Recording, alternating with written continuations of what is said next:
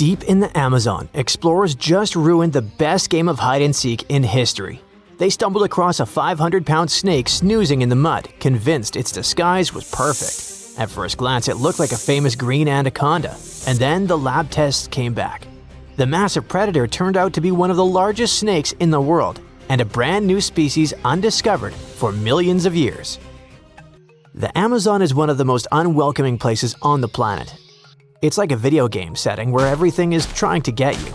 You've got frogs that sweat neurotoxins, ants with stings that feel like getting shot, and electric eels that can tase you if you get too close.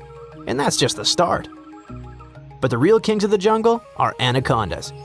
They are the ones handing out the strongest hugs in the animal kingdom. They grow up to 15 feet and are heavy enough to rock a boat. An anaconda can squeeze about 30 times harder than a human hand and move its body of 400 pounds in a split second. That's why people don't casually swim here. However, nature decided that wasn't scary enough, and a recent expedition in Ecuador found an even bigger specimen. It was part of the National Geographic shoot for a show about extreme places, starring Will Smith. The team followed the local Waorani guides deep into the Bameno territory, a secluded area where they insisted the real giants lived. They weren't lying. On the riverbank was an unusually large female serpent. They named her Ana Julia. She was nearly 21 feet and weighing around 440 pounds. That's the weight of an adult grizzly bear. She stretched nearly to the NBA three-point line, but her weight was what made her unique. Most of us imagine snakes as long, thin garden hoses, but Ana Julia was wider than a human waist. There are a couple of reasons why snakes can get so huge. The river supports a lot of their weight, so they're not hauling huge bodies over land all day. They also don't spend a lot of calories chasing capybaras for miles. When they're hunting, they can set an ambush and wait for hours. Their eyes and nostrils sit on top of their heads, so they can stay almost fully underwater and still watch and breathe. Anacondas can also dive. They're able to close the nostrils like valves and stay underwater for almost 20 minutes. They blend in so well that a thirsty deer could be drinking inches away from a snout without even realizing it. When they're resting, they can stay in one spot for more than a day. And because they're snakes, they can eat one massive meal and just doze off for a while. We know the snake is a she because, among anacondas, it's the females that grow this big. This is because of a genetic evolutionary phenomenon called sexual dimorphism. The males are puny in comparison, barely reaching 9 feet. Nature gave the ladies supersized bodies because carrying dozens of baby snakes takes a massive amount of energy and storage space. And anacondas don't lay eggs like most snakes. They give birth to live young, sometimes around 40 at a time. Snakes can keep growing slowly for much of their lives, so reaching Ana Julia's size means she's likely a long-surviving elder, possibly even decades old. We can't really tell the age of a snake. They shed their skin, and that isn't something that can be shown on a blood test. However, what really mattered was the DNA test that showed that Ana Julia wasn't actually the green anaconda. The DNA difference was a massive 5.5%. That sounds small, but in genetics, it's huge. Humans and chimps only differ by about 1%, so these two snakes are 5 times more different from each other than we are from chimps. Scientists call this a cryptic species. It's a phenomenon where animals look like identical twins on the outside, but are total strangers on the genetic level. Some examples you might not be aware of are giraffes. To us, they all look the same, but genetics shows there are several different species. While scientists were surprised by the DNA results of the big snake, the local Waorani guides were not. In fact, they said Ana Julia wasn't even the biggest one out there. They reported seeing anacondas up to about 25 feet. If one giant twin went undiscovered, there are probably even bigger ones. However, even a 25-foot anaconda is like a shoelace compared to what used to live here. If we turn back the clock about 60 million years, the Amazon had monsters twice as long. This is the Titan boa, fossils found in a coal mine in Colombia suggest that the snake stretched between 42 and 50 feet. The creature was long but also unbelievably heavy. While our modern record breaker Anahulia weighed 440 pounds, Titan boa tipped the scales at 1.25 tons. That's 2,500 pounds of weight with a 3-foot wide body. A snake as heavy as an average walrus, but much, much stronger. So, what caused those creatures to grow so large? The answer is heat. Reptiles are cold-blooded, meaning their bodies don't create their own temperature. They depend on the environment outside. Back then, the tropics were warmer than today. In that kind of constant heat, a giant snake doesn't burn energy just trying to stay alive. It can grow larger and stay active more easily. Titan boa was probably the greatest wrestler of the prehistoric world. It didn't have venom, only its mighty squeeze. Researchers estimate it could reach 5 times the squeezing power of the modern green anaconda, which is already strong enough to lock down big prey. It had to be that strong because its favorite snack was giant turtles with thick shells. Was it strong enough to take down a T-Rex? That would be a cool fight, but impossible. Titan boa lived millions of years after the non-bird dinosaurs were gone, so they never met. Ancient oceans were home to some gigantic marine snakes. One of the biggest known examples is from a group called Paleophis. Fossils show that some of those sea snakes could grow just as big as Titan boa, around 40 feet. They were nothing like the small, colorful snakes we see today, hiding in coral reefs. The largest ocean snakes alive now, like olive snakes, usually reach only about 6 feet. Paleophis had long, heavy bodies built for warm, shallow seas. Instead of weaving through coral, they likely cruised along coastlines and continental shelves, moving through open water. When you are big, you need big meals, so these snakes were hunting primitive sharks and massive fish. They were also built differently from land snakes. Their bodies were flattened on the sides to cut through the current, and their tails ended in wide paddles to push them forward. Today, those ocean giants are gone, but their distant cousins are still patrolling the water. Modern sea snakes are usually no bigger than a broomstick, but they traded size for a different kind of weapon: venom. Some of them, like the faint-banded sea snake, have venom that is 100 times more toxic than a cobra's. Speaking of venom, the Amazon is full of it. It's home to over a dozen types of dangerous pit vipers like the bushmaster. There's also the Brazilian wandering spider, which is one of the most toxic spiders on Earth. Not to mention the Amazonian scorpion. So the question is, what if some of these also have bigger and meaner cousins, just like the green anaconda and its newly discovered northern cousin? If a 500-pound snake had a hidden twin species, who knows what else is hiding out there? Maybe that spider has a cousin with completely different superpowers. Maybe there's a type of caiman we haven't even identified yet. The only thing we know for sure is that the locals swear there are even bigger snakes than Anahulia. So we're probably not far from learning about the next record breaker. Do you know what one of the most dangerous and scary lakes in the U.S. looks like? Let's check it out. This large lake is filled with blue water reflecting the sun's rays. Lush thickets of oaks and other trees surround this picturesque place. More than 150 small islands, which are the tops of hills, stick out from under the surface. People come here to swim and play frisbee, go boating, and sit quietly on the sand. Nothing dangerous, right? But if you dive underwater with scuba gear and start exploring the seabed, you'll see that it hides old fishing nets, broken sunken boats, debris of houses, and even graves. If you go to the local library and start researching the history of this place, you'll find out that many people were kicked out of the area against their will. You'll learn that there were terrible conflicts between locals here. You'll understand that the idyllic picture hides a terrible drama and hundreds of tragic fates. This is Lake Sidney Lanier, which is in North Georgia.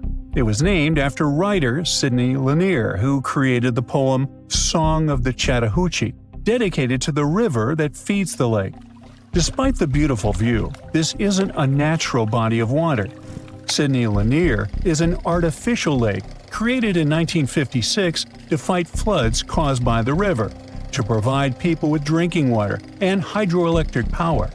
The perfect place for creepy stories that often happen in small American towns. Before people created the lake, about 700 families inhabited this place. They made up a classic quiet village with farms, houses, churches, mills, and a cemetery. But when the state decided to create a lake here, the authorities forced people to leave their homes. Locals had lived here with their families for generations, and then they had to go away. Most of the buildings were moved, but the cemetery was left untouched. The graves are still there at the bottom, while people on the surface are swimming and having fun. 200 years before the lake appeared, the Cherokee tribe had lived in this place. In the 1830s, they also got kicked out of their territory. Then, in the first half of the 20th century, there was a very big conflict between locals. The reasons for the conflicts are quite scary, so we won't dwell on them. But it's important to note that more than 1,000 people got hurt by this conflict and were forced to leave their homes. So, we have a place where tragic episodes have happened 3 times, and where a lot of people have been injured throughout history. Of course, there's no scientific evidence that those events had any effect on the lake. But if we talk about spiritual, karmic plane, then see for yourself. Lake Lanier is considered one of the most dangerous lakes in history. 500 people have drowned or disappeared here since 1956, and almost 200 since 1994.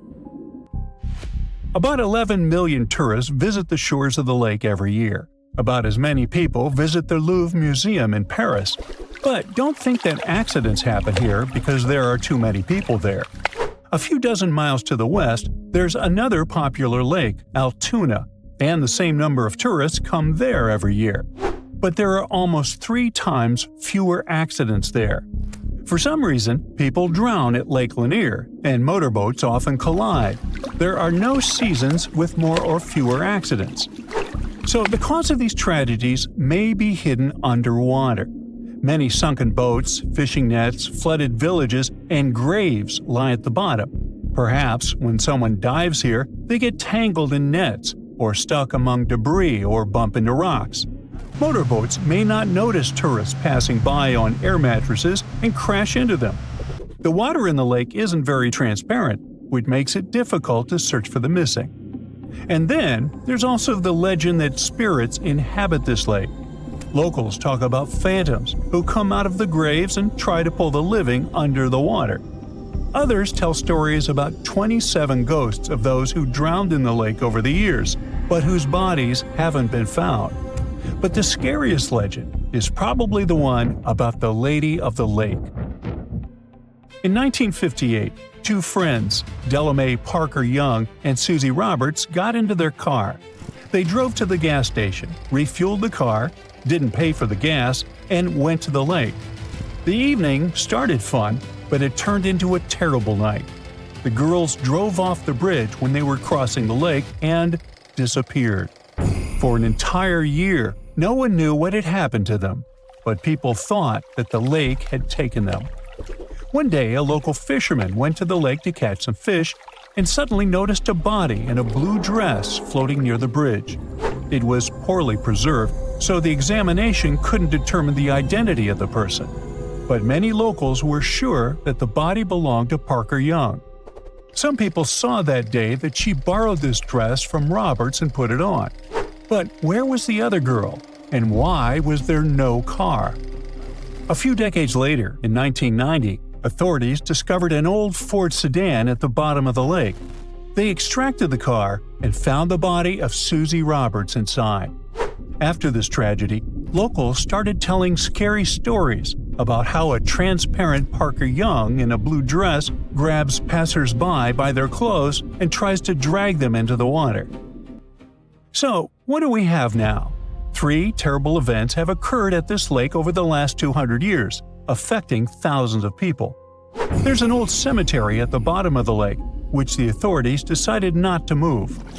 2 girls drowned there. At first glance, these events are not related to modern accidents. But honestly, we all feel and understand this connection inside. Places with such heavy energy and such a past may influence the present.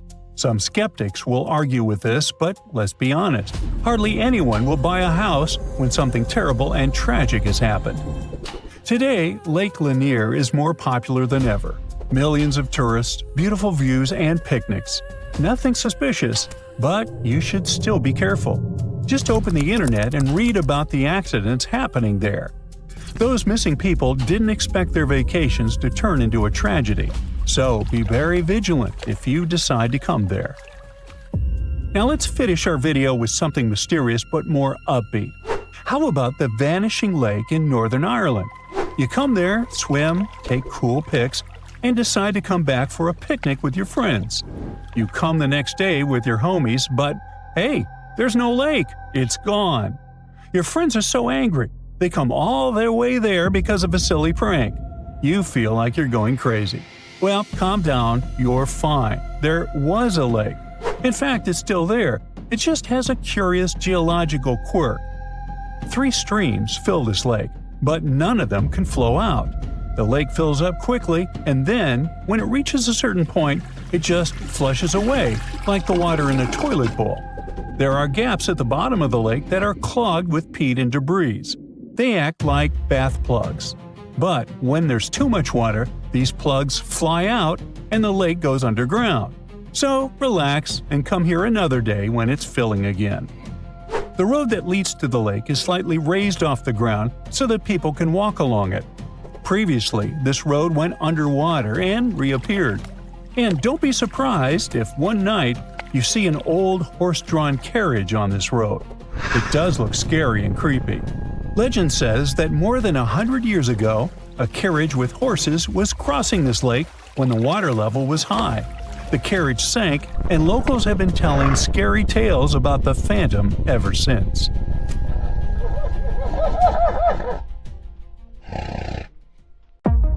Thanks to sci-fi, we usually imagine extraterrestrials as smart beings with huge heads walking on 2 legs. But if life really exists out there, it could look like, well, anything. From an upside-down nightmare to a weird water creature looking like it was drawn by a toddler. But we don't need to travel across the universe, just back in time. Because a long time ago, Earth already had a creature like that. This is the story of the Tully monster, one of the most bizarre creatures that scientists still can't explain. Around 310 million years ago, Earth was a drastically different place. Today, our continents are scattered like pieces of a broken plate, but back then, during the Carboniferous period, the planet had one supercontinent, Pangaea. That was more than 200 million years before a T-Rex was chasing down a Triceratops. Huge areas were covered in warm, shallow seas and swampy coastlines, with thicker air and higher oxygen levels. Oceans were filled with creatures that never made it past evolution's experimental phase, like this little guy.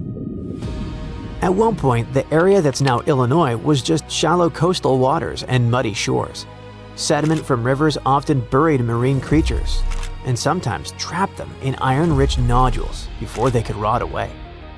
That's how soft-bodied animals, which usually don't leave fossils, were preserved in detail at a spot known as Mason Creek. Every single Tully monster fossil we know of comes from this one place. It's entirely possible that these strange creatures were swimming all over the prehistoric world. But this could be the only graveyard that had the needed chemistry to preserve their bodies until we found them. But wait, what exactly is this thing? Well, first off, it was named after Francis Tully, the Illinois fossil collector who first found it and brought it to scientists. And second, it wasn't a monster, that's for sure. The animal was pretty small, usually only about 3 to 14 inches long.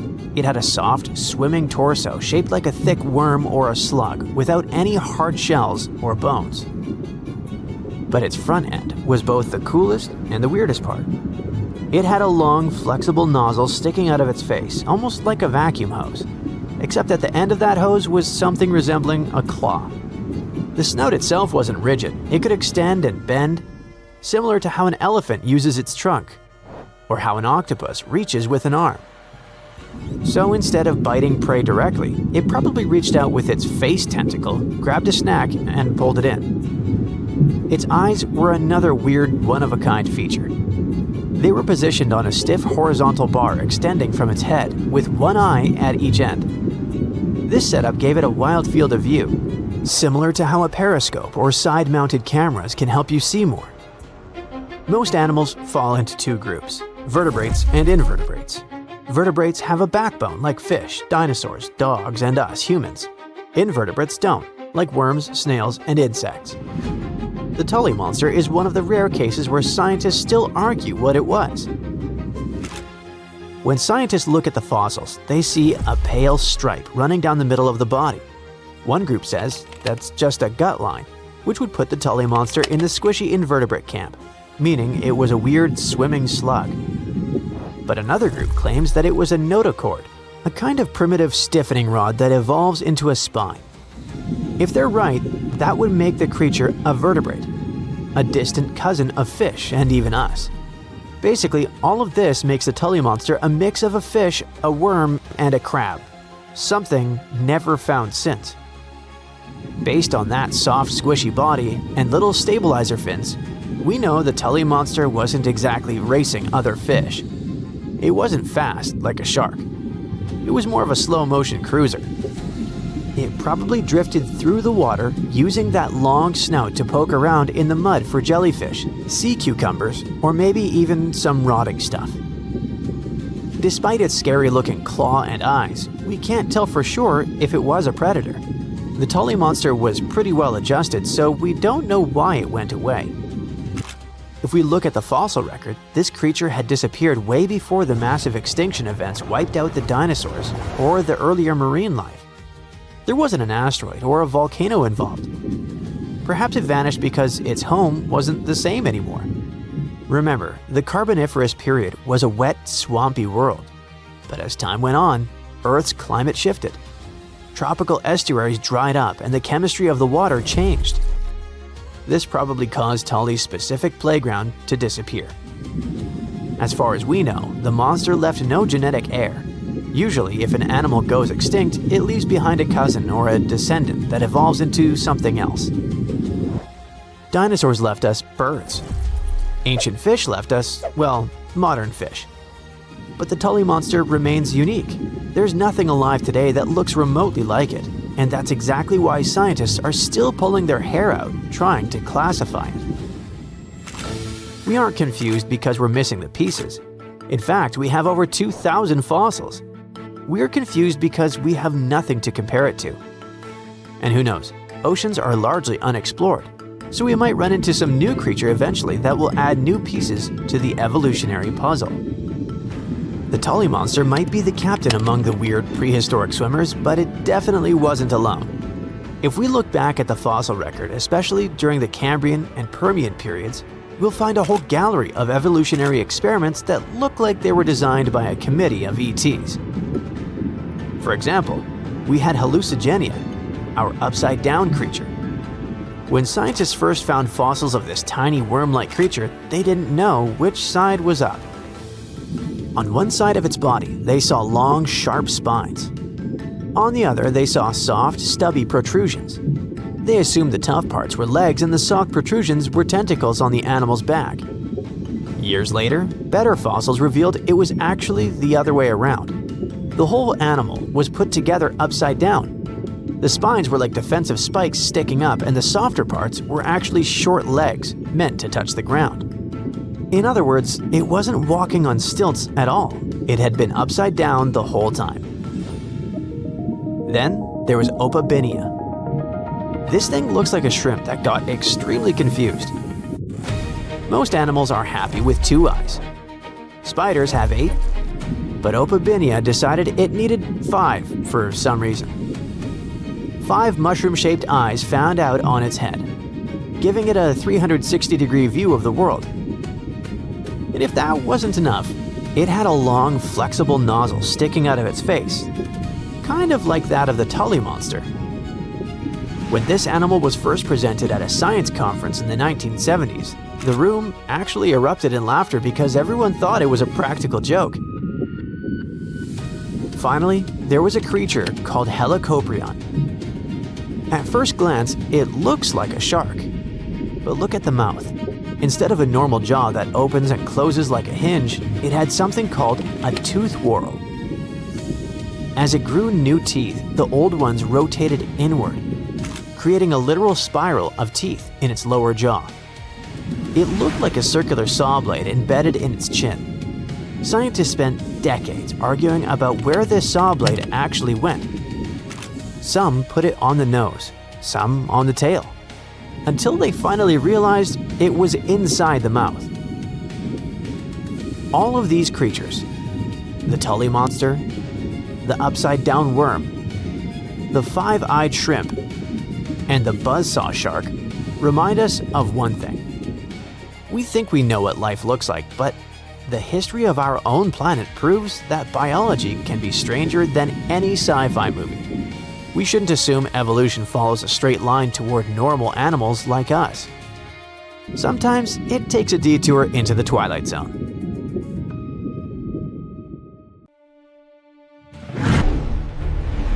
The ocean had a king 190 million years ago, and that creature was just the size of a dolphin. But it still kept everyone else in fear. A fossil collector found its relics in the rock at England's famous Jurassic Coast near a place called Golden Cap in Dorset back in 2001. For centuries before that day, people just walked over it and never noticed this treasure. Then it traveled all the way to a museum in Ontario, Canada. But it was still there until, in late 2025, scientists realized they weren't looking at just another sea reptile, but at something unique, the only known specimen of its species. The find received a nickname, the Sword Dragon of Dorset, and got the attention of the scientific world. Ichthyosaurus, the group this animal belongs to, spent their lives in the ocean, but they don't have much in common with fish. Think of them as the marine equivalent of dinosaurs' cousins. For millions of years, they ruled the seas the way sharks and whales dominate today. But the sword dragon didn't have much in common with those bad guys. This creature stretched just about 10 feet long and had a pretty unusual appearance. Many ichthyosaurs had thick skulls and strong jaws, which were just perfect for crushing prey. Instead, evolution gave our guy an incredibly long, narrow snout attached to a high-speed body. Researchers think it used that snout to slash through schools of fish and squid and to stun or slice prey before swallowing it.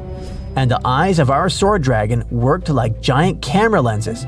They pulled in every bit of light available, so the animal could see in places where most predators would be almost blind.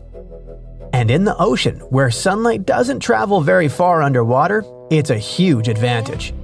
Fish, squid, and other prey drifted through the gloom, thinking they had some cover from danger, and our dragon could spot them without a problem. It also had a pretty unusual skull. Most animals, including us humans, have a small bone near the nostril area called the lacrimal bone. Normally, it's nothing special. But on the sword dragon, it had odd little prong-like projections sticking out from it, something paleontologists had never seen on any other ichthyosaur before. In paleontology, those tiny details are everything. They become clues that tell scientists they're not looking at a completely new species that lived millions of years ago. The sword dragon skeleton survived in almost perfect shape and preserved its three-dimensional form, not flattened like many other fossils. Scientists even think traces of the creature's last meal still sit inside its remains. So, one moment this animal hunted fish in Jurassic waters, and the next moment it froze in time, with its final lunch locked inside stone for 190 million years. The story got even more interesting once scientists began studying the bones carefully. Some limb bones and teeth have strange deformities, which means the animal suffered injuries or disease while it lived. The skull also has bite marks from a much larger predator, probably another ichthyosaur. That beast likely delivered the final blow. But the biggest reason scientists care about this animal so much is that it fills a massive gap in the fossil record. Fossils from the time period when it lived, around 193 to 184 million years ago, show up very rarely. Before this discovery, paleontologists saw two completely different groups of ichthyosaurs in the fossil record: older ones before this period and newer ones after it. But no one knew exactly when or how that change happened. So, the sword dragon enters the story like a missing puzzle piece. This creature looked more closely related to later species that appeared millions of years afterward. That means the big evolutionary shift in ichthyosaurs likely started earlier than scientists thought. Now, let's leave the ocean and jump to a completely different landscape. One that once baked under the brutal sun of the Sahara. Around 95 million years ago, a predator walked there that looked just as strange as the sword dragon, but it chased prey on land and in rivers instead of the sea. The scientist who led the discovery described this animal as a hell heron. It stretched as long as a school bus and weighed several tons. Its skull had long crocodile-like jaws filled with conical teeth, so it could easily grip slippery fish for lunch. But the really weird part was a crest on its head shaped like a curved blade, a scimitar. It looked so unusual that scientists didn't even recognize the species when they first uncovered the bones in 2019. They only understood what they had after they returned to the site in 2022 and collected more fossils. Researchers find spinosaurs in rocks that formed near ancient coastlines, which clearly shows us that those creatures took their food from the sea. But this one turned up hundreds of miles from any prehistoric sea. The land around it once had forests and rivers instead of desert dunes. That means this giant predator probably went into freshwater ecosystems to look for food there, instead of coastal waters. So it looks like this massive dinosaur was wading through water up to 6.5 feet deep, standing on sturdy legs while scanning the surface for fish. Instead of diving like a crocodile, it likely waited patiently and then snapped its jaws shut in a lightning-fast strike. More than 200 million years ago, another strange survivor swam through freshwater lakes and slow-moving rivers in what is now Zimbabwe, an extinct species of lungfish. Unlike most fish, lungfish can actually breathe air. They have organs that function like primitive lungs, which allows them to gulp oxygen directly from the atmosphere when water becomes too stagnant or low in oxygen. In a way, they live between two worlds, part fish, part early experiment in the transition toward land animals. And that superpower makes lungfish really important to scientists. They are the closest living relatives to the ancient ancestors of all four-limbed animals. There used to be a gap in our knowledge of these creatures, but the new discovery helped fill it. Now we know that many lungfish may be more closely related than they used to think, and scientists can now better understand how these creatures survived for hundreds of millions of years. In a way, lungfish are one of evolution's masterpieces.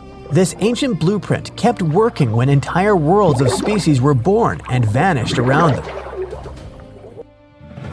Now let's travel even further back in time, way before dinosaurs ruled the planet. Around 275 million years ago, another bizarre creature swam through freshwater lakes in what is now Brazil. Researchers discovered the species from 9 fossilized lower jaws, each about 6 inches long. Instead of pointing upward like normal teeth, this creature's teeth stuck out sideways. Every single jaw had the same strange design, which proved the twist wasn't a mistake, but the way the animal evolved. The inside surface of the jaw had tiny tooth-like bumps called denticles. These structures formed a grinding surface, so the creature had its own built-in food processor.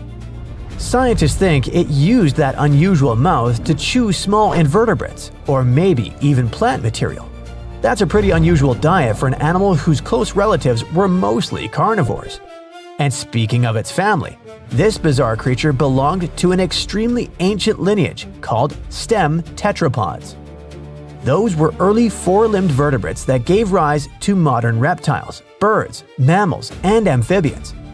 By the time Tankia lived, Most of those early lineages had already disappeared. Yet this one somehow survived, and newer, more modern animals evolved around it. Scientists call this kind of animal a living fossil. When researchers analyzed the fossils, they made the conclusion that this mysterious creature grew up to about 3 feet long and probably resembled a salamander with a longer snout. It swam through lakes in a world where the continents still formed the giant supercontinent Gondwana. This discovery is also important because it helps scientists understand how ancient ecosystems functioned and which animals filled different roles in those early communities. Okay, are you ready for an epic fight between two prehistoric predators? Well, hang on. Look at this creature. You know it. An ancient shark about 65 feet long that used to swim through the dark waters of the world's oceans and was so terrifying it had no enemies. Well, almost. Scientists have recently discovered the remains of another ancient predatory fish off the coast of Australia, a fish that lived around the same time as Megalodon. It was small, about the size of a dolphin, but it could pose a danger to the infamous shark. How is it possible if this creature was many times smaller? Well, let's take a look. This monster is called Janjucetus, and technically it wasn't exactly a fish. It was a distant relative of the modern baleen whale. Outwardly, it may seem quite cute, similar to that baleen whale I mentioned, but you wouldn't want to meet it in the ocean. It had the massive skull of a whale, large eyes the size of tennis balls, and a short snout with an immensely powerful jaw filled with razor-sharp teeth. In other words, it was like a shark version of the baleen whale. Janjucetus lived during an ancient period called the Oligocene, which was about 33 to 23 million years ago. At that time, there was an incredible abundance of life in the world's waters. Giant penguins, small whales, sharks 2 to 3 times larger than modern ones, primitive dolphin species, and many other unusual creatures. Now imagine that in this ancient and terrifying neighborhood, a giant megalodon met a Janjucetus. At first sight, it's not love. The megalodon's victory is obvious, but don't rush to write the Janjucetus off. It's agile and fast. It's quite possible that it was more mobile than Megalodon, and during the fight, it would have avoided a direct attack. The Megalodon would have lost sight of such a small opponent, while the Janjucetus would have swum up to the shark's belly and opened its jaws. They're small, but there are a lot of sharp teeth. Now, these teeth were designed to rip and cut. The Janjucetus would attack the Megalodon with a small but very unpleasant bite, and the shark would have swum away after such a punch. But who knows? Maybe Megalodon would have immediately eaten Janjucetus in the first seconds of the fight. Megalodon could have won, but in terms of speed and mobility, it would have lost. So let's look at something bigger, something that could actually have competed with Megalodon. It doesn't have to be a monster living at the same time as the ancient shark. We can make our own rules. Imagine that all ancient marine creatures ended up in the same pool with Megalodon. So its next opponent is the leviathan. Now, initially, scientists thought that this monster could grow to be 82 feet long, which is even larger than Megalodon.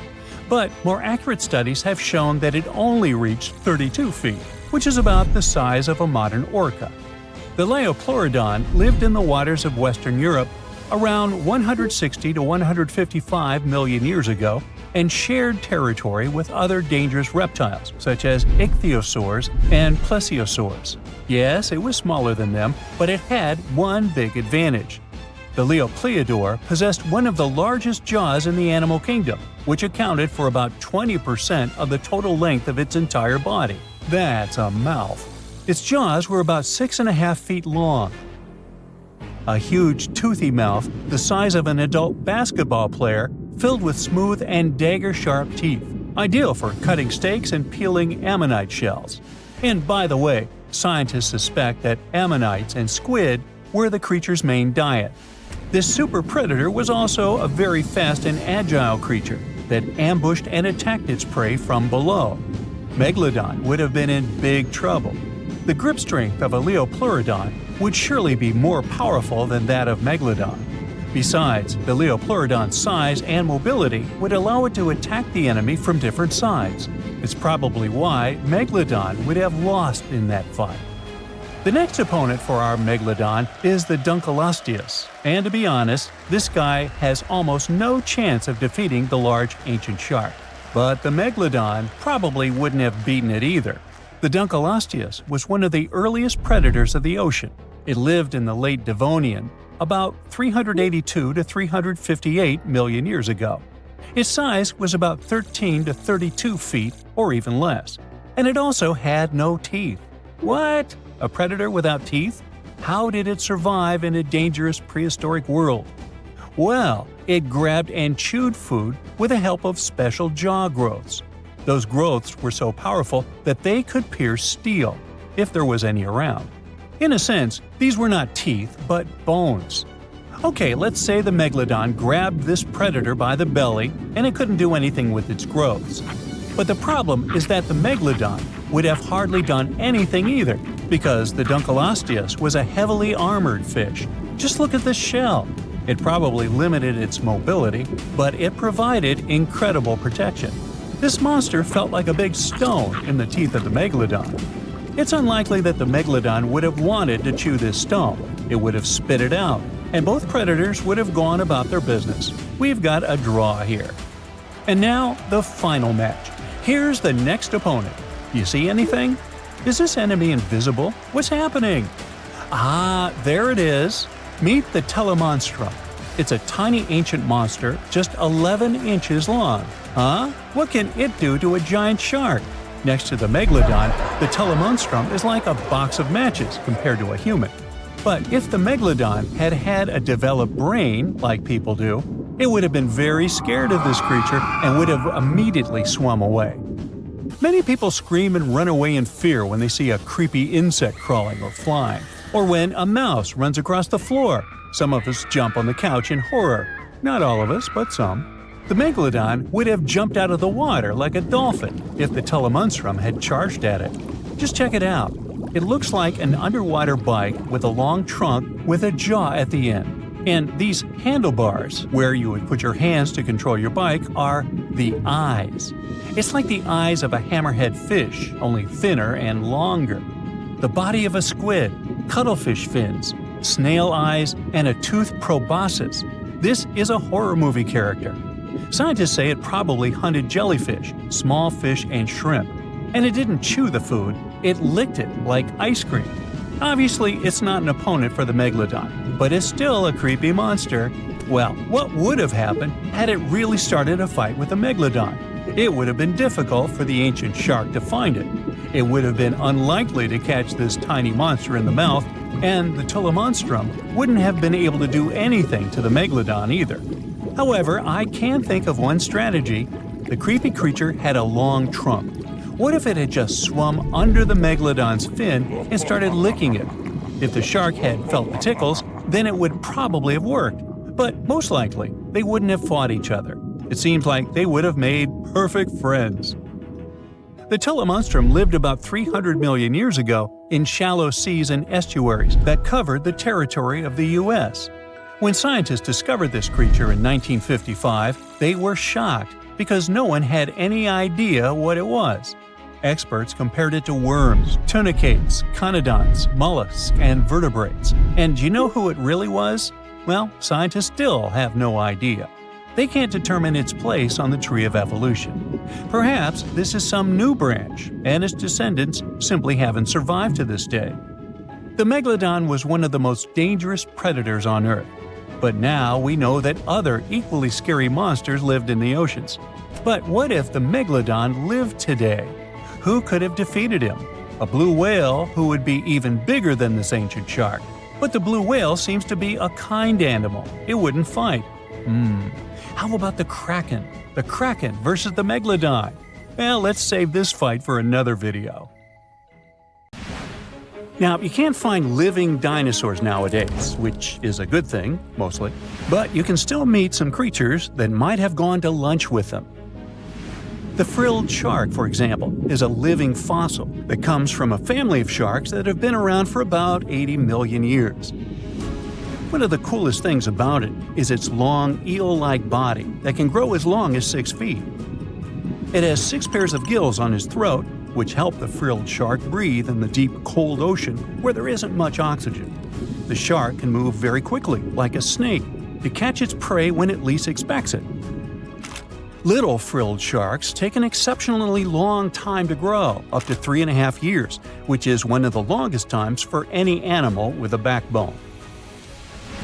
The Chinese giant salamander is another living fossil that can tell you what was going on Earth around 170 million years ago. Now, when I say tell, I really mean it, as it can make sounds like hisses, whistles, and barks, and even a noise that sounds like a crying kid. The biggest Chinese salamander found so far weighed 130 pounds, as heavy as 2 Dalmatians, and was almost 6 feet long. Giant salamanders like to be alone. Hey, I want to be alone, and will chase away other salamanders from their space, except when it's time to start a family. During the day, they hide and sleep under rocks. They can make a special substance from their skin that keeps predators away. Now, gharials are reptiles that have been around for about 38 million years. They live in India and Nepal in slow-moving, muddy rivers. Sadly, there are very few gharials left in the wild, less than 100. These creatures can't control their body temperature, so they need to sunbathe to get warm or cool down in the water if they get too hot. Their eyes are close together and face forward, which helps them see in 3 dimensions and judge distances more accurately. Gharials also have a transparent third eyelid that protects their eyes when they're underwater. They have over 100 sharp teeth, but they can't chew their food. Instead, they use their strong jaws to grab prey and then, swallow it whole. The alligator gar is a fish that has a family history of more than 100 million years. It still has some cool features from ancient times, like being able to breathe both air and water. It also has a special spiral-shaped intestine, like a shark. The alligator gar is one of the biggest and heaviest fish in North America. Just like an alligator, it has a long body and snout, plus a row of sharp teeth. But instead of legs, the gar has fins to help it swim underwater. The tuatara isn't a lizard as you might think, and isn't a dinosaur either. This New Zealand resident is one of the most unique animals in the world. Scientists love studying tuataras because they can help us understand how today's lizards and snakes evolved. One of the coolest things about the tuatara is its third eye, called a parietal eye, on its head. It has its own lens, retina, and a nerve that connects it to the brain. Scientists think it might help the tuatara know when it's light or dark outside and absorb sunlight to make vitamin D or help them keep their body temperature exactly right. Tuataras can live an extraordinarily long time, up to 100 years. Cassowaries are the youngsters on our list, as they've been around for only 60 million years. They have some things in common with dinosaurs, like their 3-toed feet and how they breathe. Cassowaries love to eat fruit, lots and lots of fruit. This love of fruit helps the rainforest because when cassowaries eat the fruit, their bodies don't harm the seeds inside. As they move around the forest, they spread these seeds, you can guess how, with their own natural fertilizer, helping new plants grow. Cassowaries are big birds, about 6 feet tall and weigh over 100 pounds. They have a special claw on each foot that is 5 inches long, and they can use it to kick real fast. If they feel threatened, they can charge, kick, and even jump on someone. They can also leap up to 5 feet in the air. So, the best thing to do is stay far, far away from where they live. The order Notostraca is a group of crustaceans that you may know as tadpole shrimp or shield shrimps. These animals have been around for about 360 million years. They have a wide, flat shell that covers their head, and they have a pair of eyes on top. These creatures can be found all over the world in different kinds of water, like freshwater, brackish water, and even salty pools. They can also look different depending on where they live. Notostracans aren't picky eaters and can snack on pretty much anything, from plants to small animals and other shrimps. Some of them are considered pests in places like California rice paddies because they stir up the mud, which blocks sunlight from reaching the young rice plants. Sturgeons are some of the largest fish species on the planet. They live only in the cool waters of the northern hemisphere and never travel below the equator. Even though they are huge, sturgeons don't have teeth. They eat by sucking food off the bottom of rivers, gulfs, lakes, and oceans. Scientists believe that sturgeons came from a group of fish that first appeared around 419 million years ago, long before dinosaurs even existed. Their ancestors survived a big extinction event that wiped out 90% of all species and went on to become the largest fish in many rivers in North America and Eurasia. Sturgeons can live up to 100 years old or even older. Female sturgeons can lay up to 3 million eggs at a time, but not all of the eggs eventually turn into real fish. Our next hero, the Pacific lamprey, has successfully lived through at least 4 mass extinctions. Its ancient ancestors evolved over 450 million years ago. These creatures have cartilage instead of bones and a third eye, which is a special light-sensing organ on top of their heads. Instead of a regular jaw, they have a mouth surrounded by teeth. They latch onto prey and sup up body fluids like real underwater vampires. And although he wasn't living underwater, the story goes that King Henry I of England might have lost his life because of a lamprey. The English monarch loved this fish so much that he defied doctors' orders to stop eating its flesh. He got sick every time he'd have it, but the lack of bones and the unusual taste made the royal fall in love with it. As a result, he got some scary symptoms from eating lamprey and eventually passed away. Can you say clueless? The elephant fish, also called the Australian ghost shark, has been on Earth for around 400 million years. Even though they're related to sharks, they aren't actually sharks. Instead of bones, their bodies are made entirely of cartilage. These fish have a special shiny tissue in their eyes that can make their eyes look like they change color from yellow to green. Elephant fish can be pretty tough and will fight back if they feel threatened. They like to be alone and usually don't hang out with other fish. Horseshoe crabs also deserve the title of survival champs, as they've been around even before dinosaurs, since 450 million years ago. 4 species are still roaming the ocean from Maine all the way to Mexico. Horseshoe crabs are more like spiders than ticks than they are like real crabs. They have 9 eyes, plus extra light sensors near their tails, so they can see really well. They breathe underwater using flap-like gills near their belly, and sometimes they use these gills to swim upside down. Every spring, when the tide is high, these creatures come up to the beach at night to mate and lay their eggs, and you can see hundreds of thousands of them. Today, I'm going to tell you about creatures that had unique features which allowed them to grow to incredible sizes. They were some of the most impressive animals to have ever existed on our planet. The Argentinosaurus is a genus of sauropod dinosaurs that lived approximately 97 million years ago in what is now South America. Scientists think it was one of the largest land animals ever, with a length of up to 100 feet and a weight of up to 100 tons. A farmer stumbled upon a giant leg bone while tending his cattle. That's how he discovered the first fossils of the Argentinosaurus in Argentina in 1987. Further excavations uncovered more bones, revealing a massive dinosaur that would have dwarfed most other animals of its time. The Spinosaurus, meaning spine lizard, is a genus of theropod dinosaur that lived around 97 million years ago in what is now North Africa. It is believed to be one of the largest carnivorous dinosaurs to ever exist, with a length of up to 60 feet and a weight of up to 23 tons. The Spinosaurus is known for its distinctive elongated sail-like structure on its back. It was likely used for thermoregulation. It also had long crocodile-like jaws that were lined with sharp teeth. This allowed the creature to catch and eat large prey, such as fish, crocodiles, and other dinosaurs. The first fossils of the Spinosaurus were discovered in Egypt in 1912. The sperm whale, Physeter macrocephalus, is a species of toothed whale that is the largest toothed predator on Earth. It also has the largest brain of any animal species. It is found in oceans all over the world and can dive to depths of up to 7,000 feet in search of food.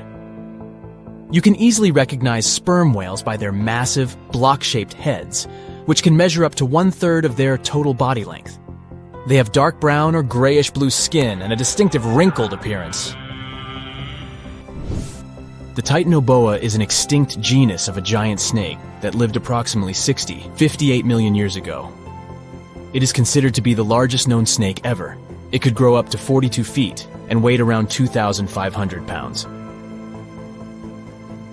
The first fossils of the Titanoboa were discovered in a coal mine in Colombia in 2004. This discovery meant a lot because it provided insights into the size and behavior of snakes during the Paleocene era, as well as the overall climate and ecosystem of the time. The blue whale, Balænoptera musculus, is the largest animal on Earth, measuring up to 100 feet in length and weighing as much as 200 tons. These marine mammals are found in oceans all over the world and can live up to 90 years. Blue whales have a long, streamlined body that is usually blue-gray in color with mottled patterns. They have a small dorsal fin and 2 pectoral fins that are about 1/3 the length of their body. Blue whales feed on tiny shrimp-like creatures called krill, and they eat a lot. A single adult blue whale can eat up to 8,000 pounds of krill in a day. The Leviathans is an extinct genus of large, bony fish that lived during the Jurassic period, approximately 155 million years ago. It is believed to be one of the largest fish that have ever lived. Some estimates suggest that it could grow up to 55 feet in length. The first fossils of Leviathans were discovered in England in the 19th century, and more recent discoveries have been made in other parts of Europe, South America, and Africa. Despite its enormous size, the Leviathans was a filter feeder, similar to modern-day whale sharks, and likely fed on plankton and other small organisms. The creature did it by simply swimming with its enormous mouth open, filtering water through its gills. The pterodostro is an extinct species of flamingo-like birds that lived approximately 35 million years ago. They were relatively small birds with a wingspan of about 2-3 feet. And they were known for their distinctive long, narrow beaks equipped with comb-like structures used for filter feeding. The pterodostro lived in shallow bodies of water, like lakes and lagoons, and mostly fed on small crustaceans and other tiny organisms. The animal filtered them from the water using the comb-like structures on the inside of its beak while swimming through the water. The African elephant is the largest land animal on Earth and one of the most recognizable ones. There are 2 species of the African elephant, the savanna elephant, Loxodonta africana, and the forest elephant, Loxodonta cyclotis. You can see them in various parts of sub-Saharan Africa. These creatures can be identified by their large size, gray skin, and long trunks. African elephants can grow up to 13 feet tall and weigh up to 14,000 pounds, depending on the species and gender.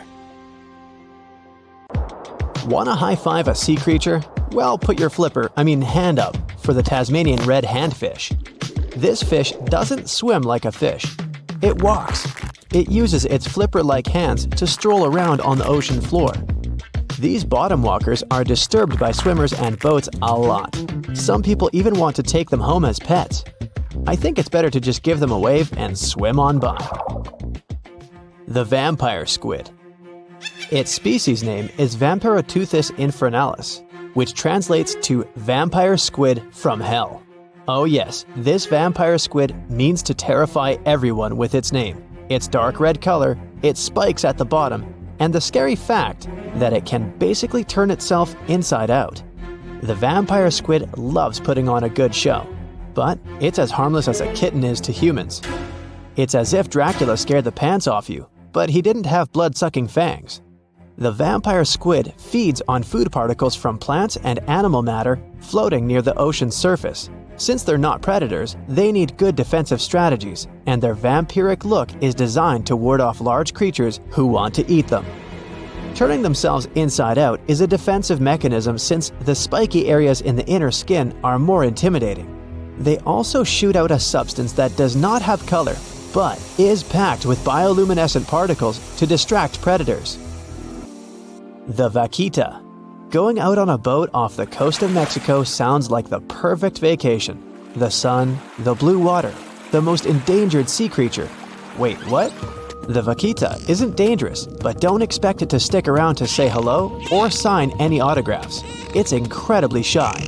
This little cow, that's what it means in Spanish, is one tiny sea mammal. With those black markings around its eyes, it looks more like a sea panda to me. Seeing one should make you feel very special. They're on the brink of extinction, mostly because they got caught by accident in fishing nets. It's estimated that there's only 10 left in the wild. The blue dragon. This little creature looks like something out of a kid's fantasy movie. It's called the blue glaucus, casually referred to as the blue dragon or blue angel. It can be found in many places, the Atlantic, Pacific, and Indian Oceans. It's kind of a mollusk and it only grows to be about an inch long. What you think is the back is actually the mollusk's bright underbelly. It regularly floats on its back so that its blue colors help it camouflage with the water's waves. The blue dragon isn't just pretty, it's also smart. It usually feasts on Portuguese man-o'-wars, also known as Physalia physalis. The blue dragon stores their stinging cells for later use, in essence, stealing their defensive mechanisms. When the blue dragon is threatened, it releases those stinging cells it stored, directing them at an enemy to sting them with more power than the Portuguese man-o'-war would have been capable of. As they can store a huge amount of stinging cells, they can be a threat to humans. So, if you find one, don't pick it up. It's best to admire it from a distance. The barrel-eye fish. If you ever wanted to have Superman's X-ray vision, looking at the barrel-eye fish will make you feel like you gained that superpower at some point in your life without even realizing it. The barrel eye has a transparent head, so you can see how their eyes and brain look inside. This magnificent creature lives in the deep sea. This is the lowest level of the ocean, where strange creatures roam in near-freezing temperatures and constant darkness. They're exposed to water's pressure that's almost 1,000 times that of the surface. If the idea of the deep sea sends a shiver down your spine, stay tuned to learn about another of its creatures later on. The barrel-eye fish can be found in the Atlantic, Pacific, and Indian Oceans. You might be wondering, why oh why would a fish have a see-through head? And that would be a fair question. Since the species was discovered in 1939, it was believed that the fish's eyes were set to see straight ahead and couldn't move. So it was assumed that they had tunnel vision. Scientists Bruce Robinson and Kim Reisenbichler from the Monterey Bay Aquarium Research Institute recently discovered that the fish can move its eyes vertically to see through the top of its translucent head, thus noticing if there are predators or prey nearby. The transparent head also allows more light to enter so they can detect prey better. It's believed that the barrel-eye fish eats jellyfish and small fish species. If you dive in the ocean at night, you might be lucky enough to see how orange ball corallomorph blooms in the dark. But make sure to be quick because as soon as you turn on your flashlight to take a good look, it will retract its tubes back into itself. The Megalodon. The whale shark isn't the biggest shark known to humans. If the entire shark species were a kingdom, the prehistoric Megalodon would be the ruler of the sea. Megalodon roamed the ocean a long time ago, about 15.9 to 2.6 million years back between the early Miocene and late Pliocene eras. While they've long been extinct, people are still amazed to learn about these gigantic sea beasts. Megalodon could reach anywhere between 45 feet to 60 feet in length with jaws more than 6 feet wide. A fossil of a tooth that once belonged to a megalodon measured at 7 inches. Needless to say, I'm pretty stoked that these guys have long been extinct. But there's still some adventurers out there hoping to meet this monster one day. The Dumbo octopus.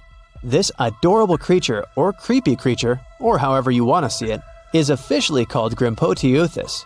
More casually, it's referred to as the Dumbo octopus, named after the Disney character.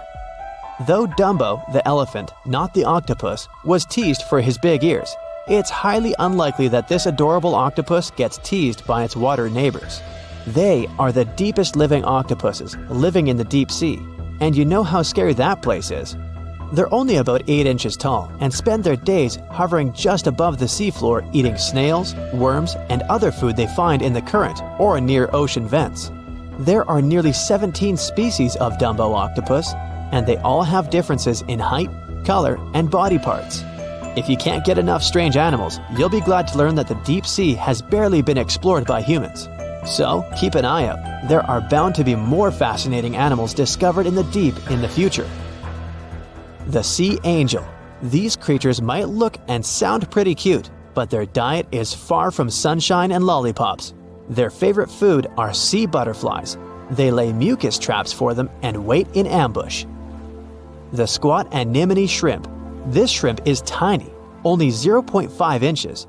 It's also known as a dancer shrimp because of its peculiar behavior. When agitated, it raises its bottom above its head and does a little dance. Divers also say it readily jumps on their hands and cleans them. The coconut crab. This guy may look pretty creepy, especially when the sun goes down. Mature coconut crabs are around 3 feet in length. Their preferred foods are coconuts, but they can also hunt down lizards and even large birds. The slender snipe eel. Slender snipe eel is a slim and long creature that's still a mystery for marine scientists. It's 4 feet long and it has at least 750 bones in its spine, which is much more than any other animal in the world. The sea pen. Sea pen is 7 feet long and it has a lot of varieties, but most of them look indeed like a pen or a quill. The similarity is even more striking when the animal has a water-filled bulb that anchors it to the floor. The Persian carpet flatworm.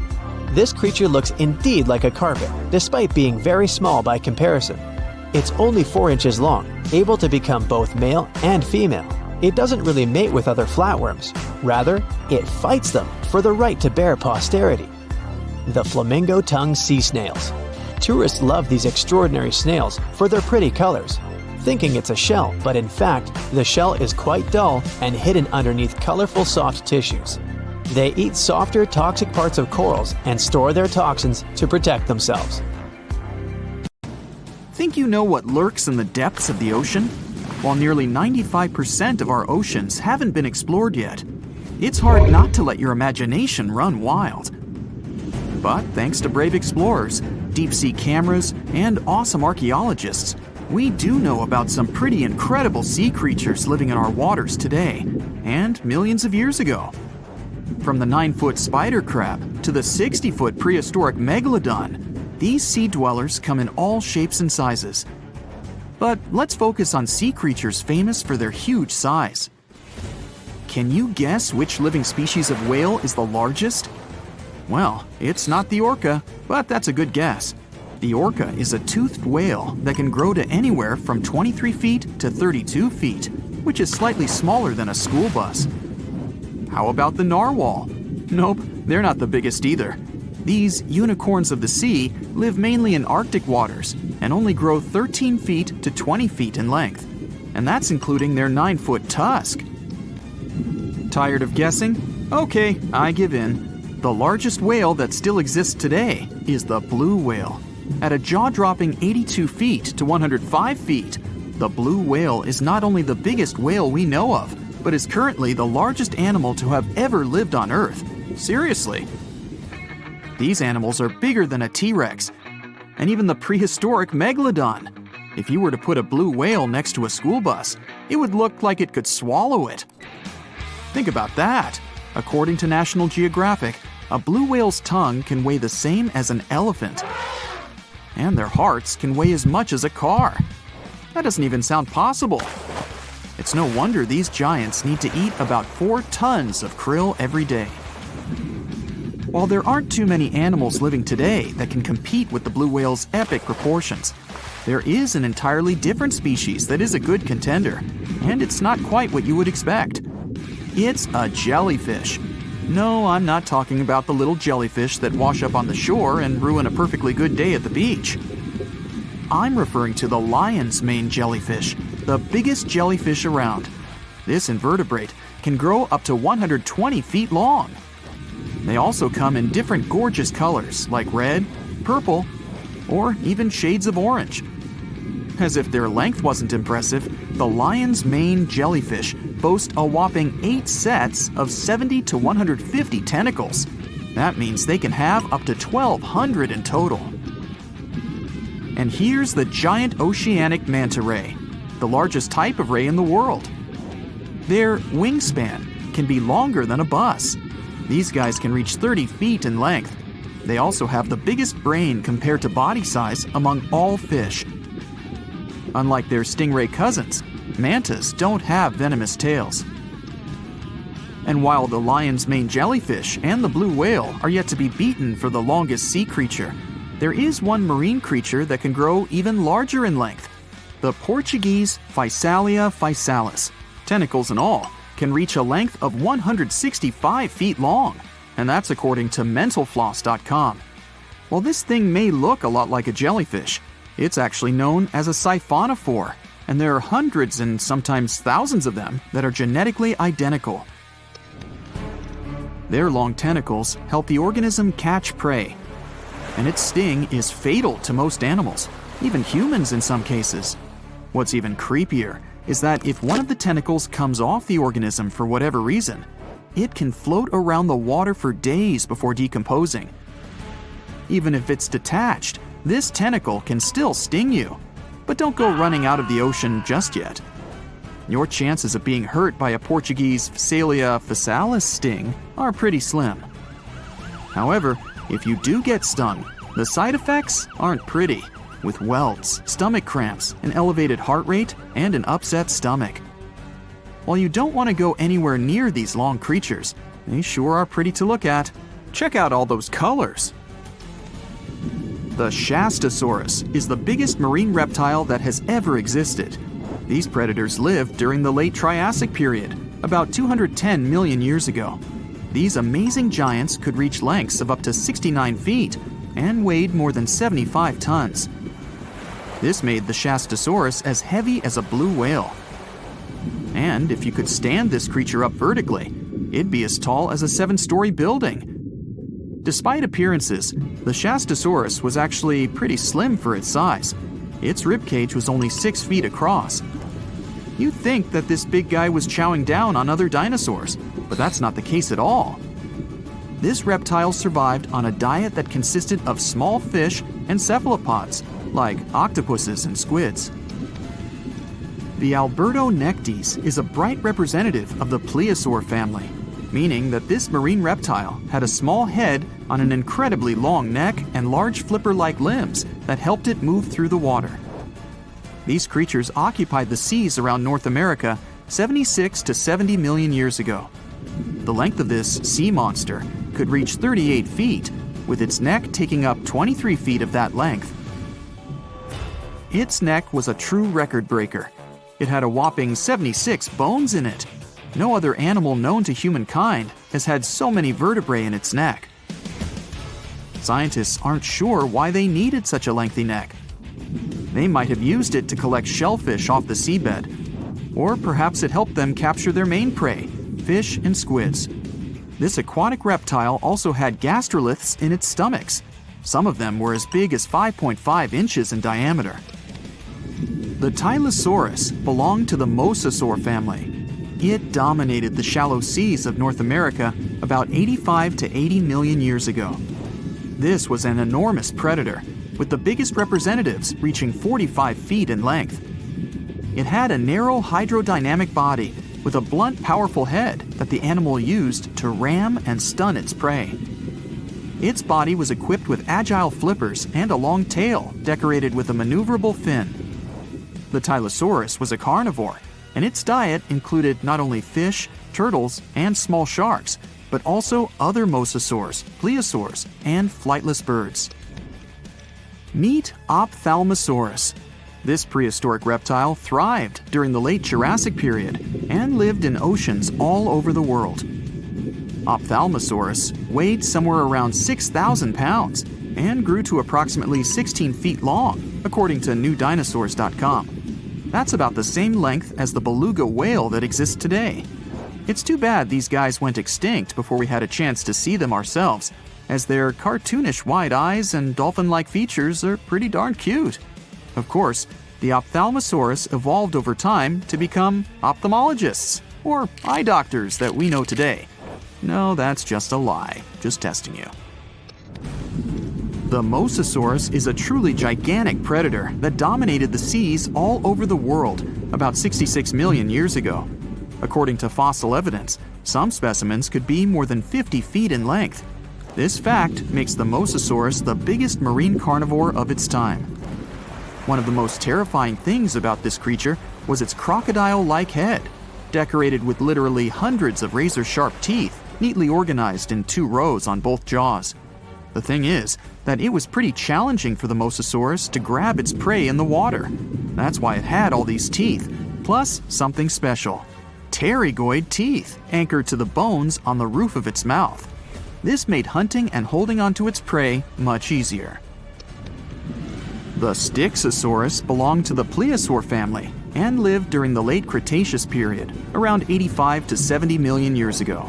Upon first glance at this dinosaur, you might mistake it for a sea snake, and it'd be an honest mistake. Styxosauruses were about 35 feet in length, but over 16 feet of that consisted just of their long snake-like neck.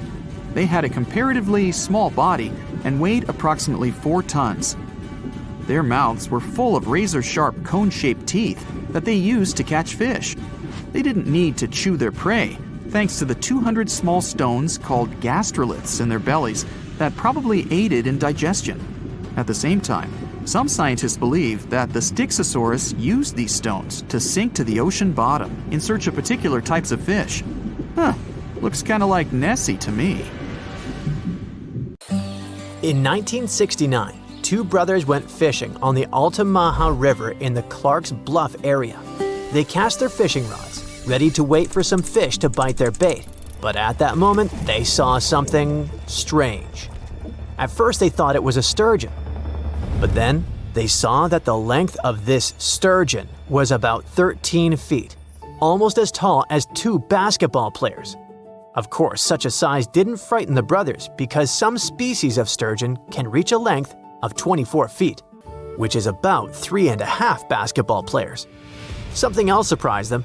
The face of this creature resembled that of an alligator. The tail was horizontal.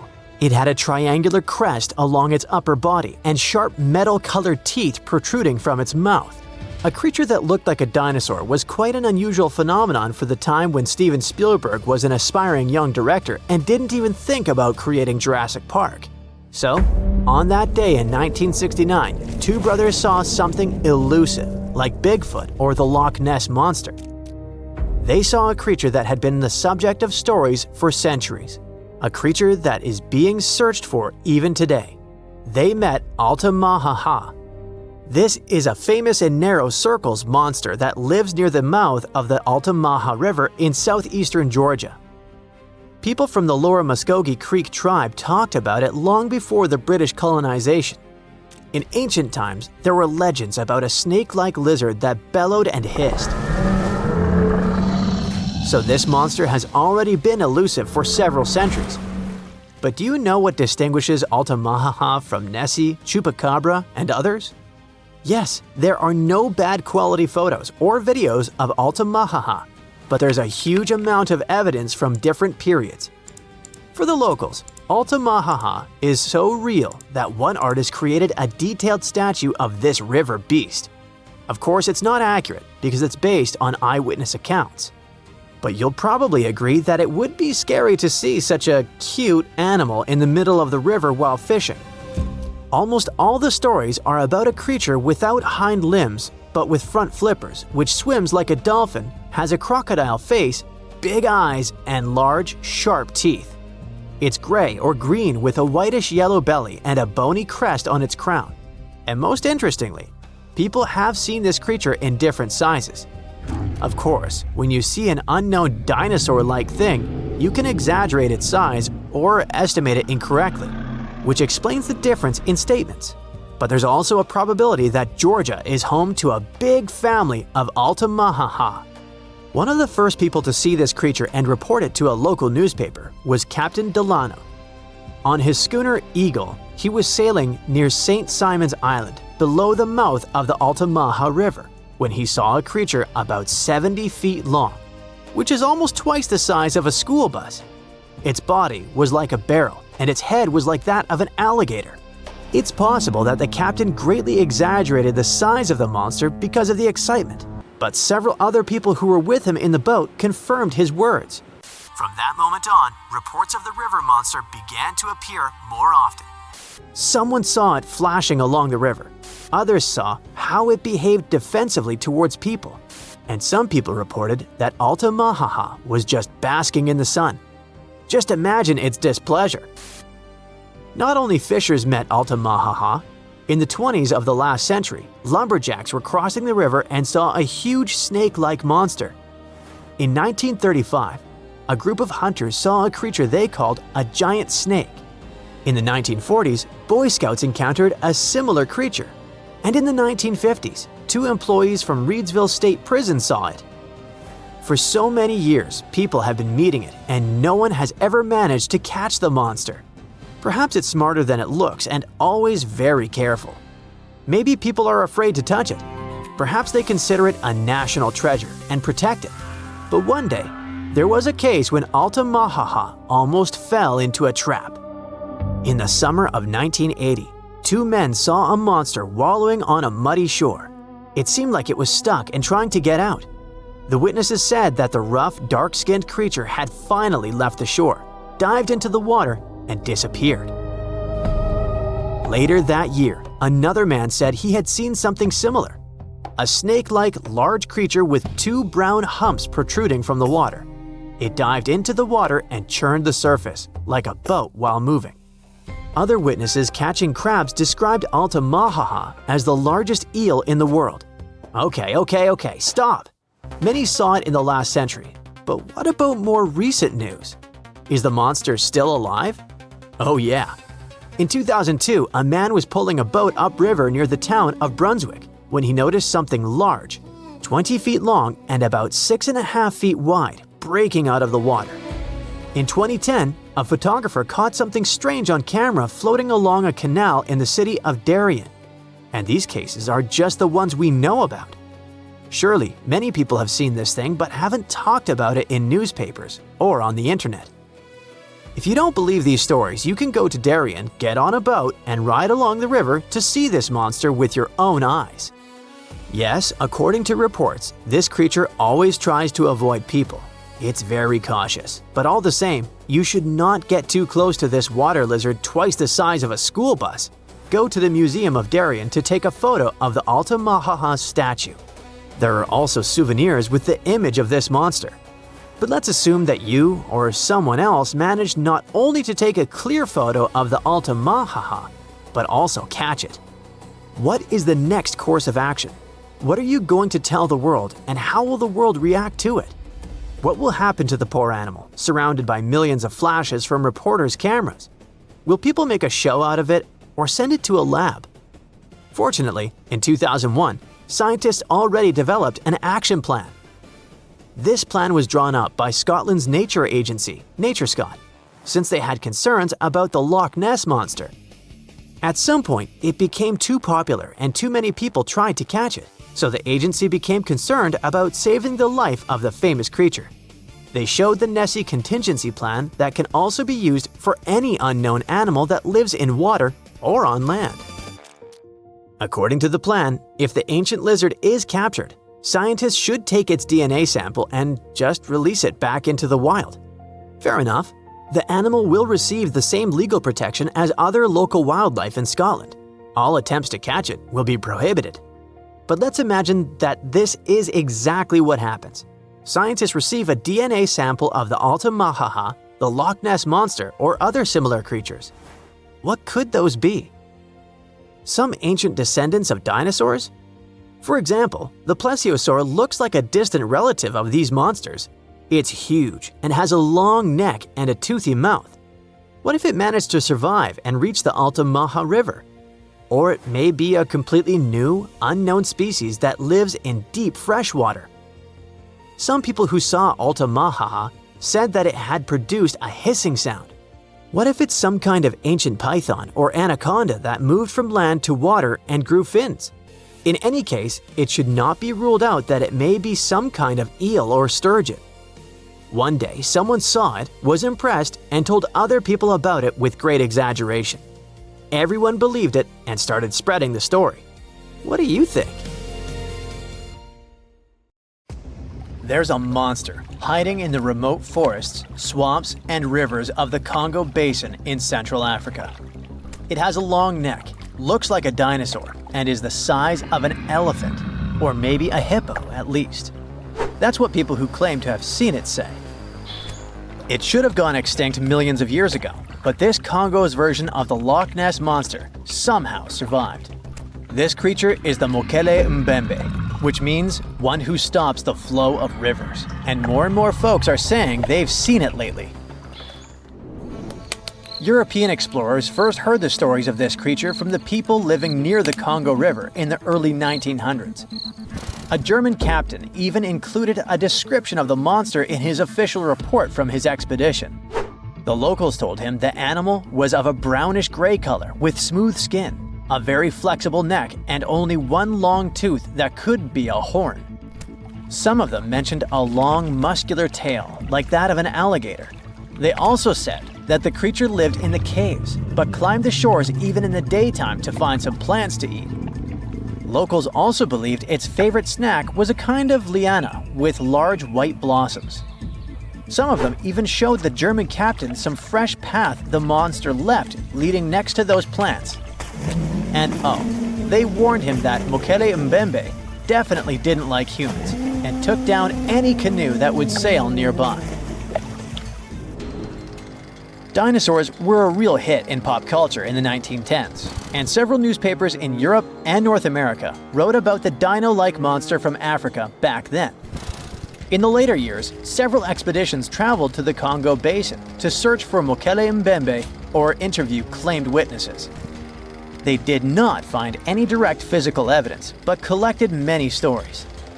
One zoologist in the 1980s said he took a film of Mokele Mbembe, but the footage did not develop properly. Stories and movies like Jurassic Park have kept the dream alive that dinosaurs might still be hiding somewhere in deep forests. At some point, people stopped reporting sightings of the creature as often, so it almost became a forgotten legend. But it all changed recently, as many people claim to have witnessed the mythical monster with their own eyes. Cryptozoologists, those fans of mysterious creatures, believe it could be a dinosaur that, for some reason, didn't go extinct, related to a Brachiosaurus or a Diplodocus. This idea comes from how people describe seeing the creature, with a super long neck, a huge body, and a tiny head. They think it might have stayed hidden in the deep forests of Africa all this time. But scientists say that if it really were the last living dinosaur, we would have found some real proof by now, like a photo or bones or something showing it walking around the Congo Basin.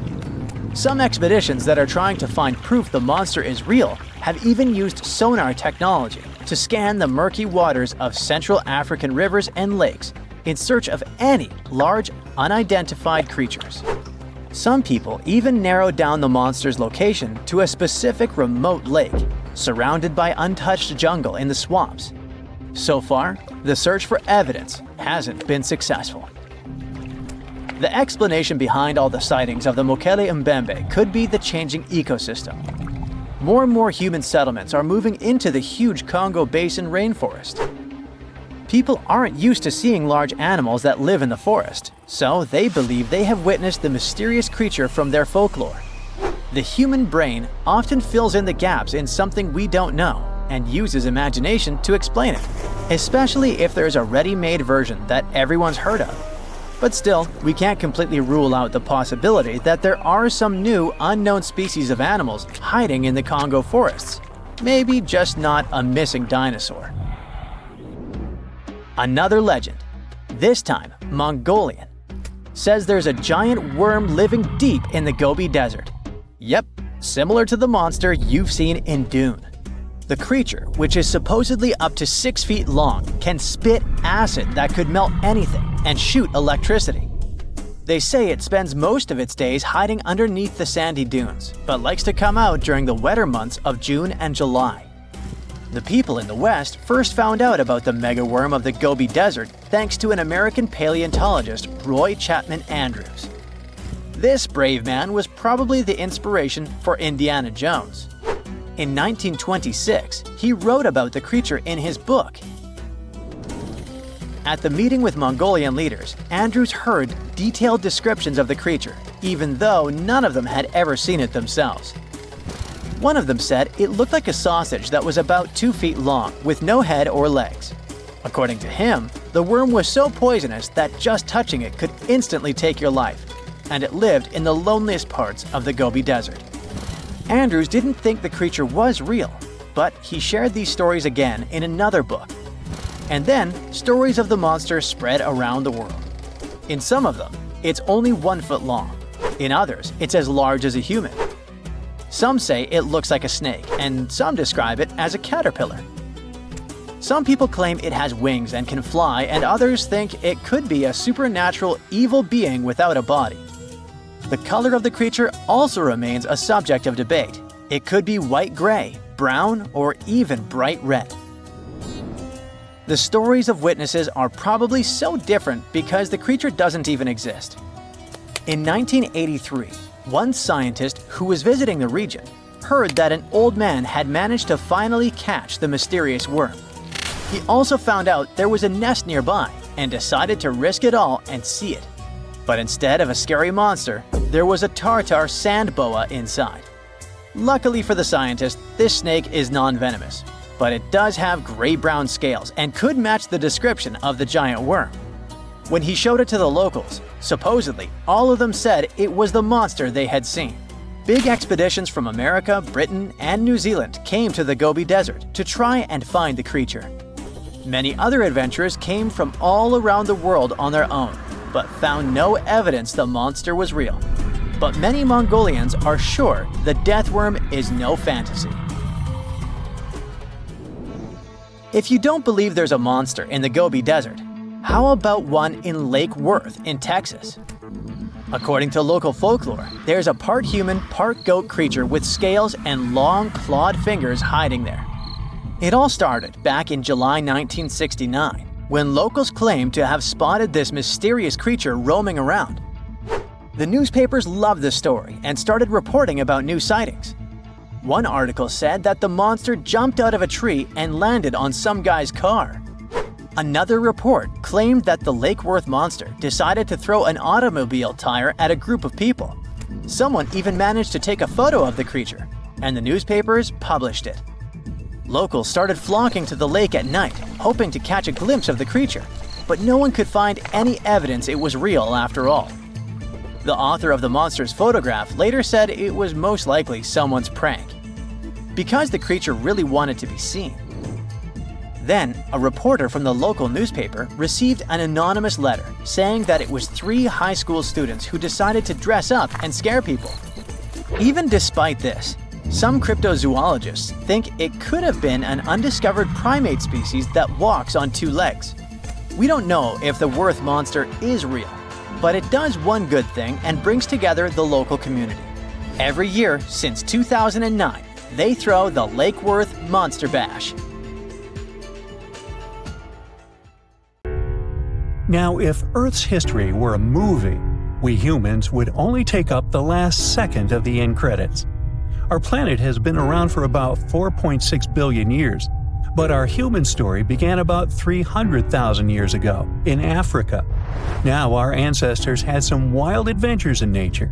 They could have run into creatures so big they'd make today's elephants look like puppies. The woolly mammoth is a pretty famous animal, sure. His cousin, though, the Columbian mammoth, not so much. This giant used to roam places from Canada all the way down to Mexico. Unlike the furrier woolly mammoths, which hung out in colder places, these animals had shorter hair, resembling huge elephants. They also had incredibly large tusks, like 12 feet worth of spiraling sturdy tusks. And they weren't just for show, they came in handy when facing predators. That includes our ancestors. If you think about sloths these days, you're picturing these adorably slow creatures. They couldn't possibly be in your list of most dangerous animals. Well, their grandparents might have. For starters, we call them ground sloths, and they vary a lot in size. Some were as big as rhinos, and others, like the Megatherium, were as colossal as elephants.